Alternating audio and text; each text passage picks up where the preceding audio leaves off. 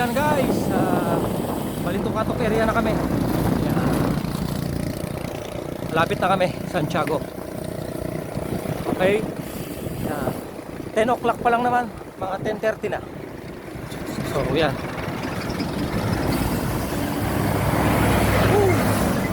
Hindi masyadong lumabas si Haring Araw.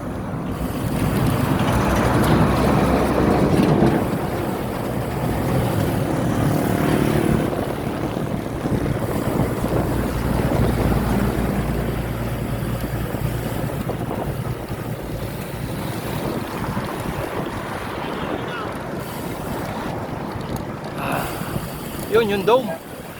The biggest dome in Isabela daw. Yan. Ayan guys. Oh. Yan yung dome daw. Matagtag. Ang pangit kasi ng daan. Hindi maayos. Yan.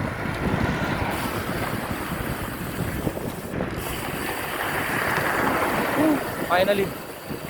Santiago na tayo.